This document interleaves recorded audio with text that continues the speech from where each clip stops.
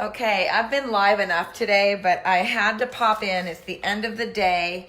I'm wrapping everything up, and I just went up to the mailbox and got a letter from my kid. So every year since this is the 6th year in a row now that he has gone to Camp High Rocks. And Camp High Rocks was a 6.5-hour trip when I was living in my other house. It is now so much closer at 3.5 hours to get to. It's in the mountains of North Carolina in Brevard, and it's an amazing camp. I can't say enough about this camp. They have nurtured and groomed my child into this this amazing outdoorsman, the training, the counselors, everything. He's just loved every year he's been there. And, I never expect to get a letter from him, and I've gotten 2 already. He told me when he left, he said, well, I'll try to get you at least 1 letter in the mail, and I've gotten 2. So I'm excited because I just went out to the mailbox and I got my letter from him, and he's giving me a rundown on the things that he's doing in his activities. And I just have to say this, he says, I can't wait to see you, and I miss you a lot, and I miss the dogs a lot too.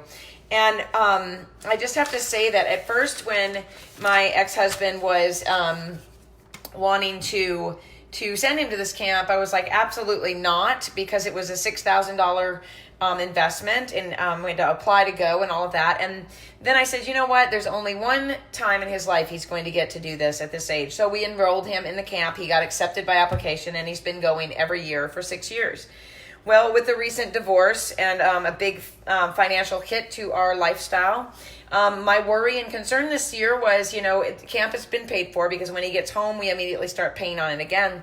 But, I thought, this is, I want to keep his life as normal as possible. How can I do that when I don't even have half of the income that I had before when I was married? And, I don't know how I'm going to do it. And so I said, you know what? I am going to do this. So if camp is something he wants to do next year, I'm going to work my tail off to make that happen. So I am actually even not depending on another source of income for my son and myself. So this is why I hustle. This is why I work. This is why I'm live for the 3rd time in this page today and the 5th time overall.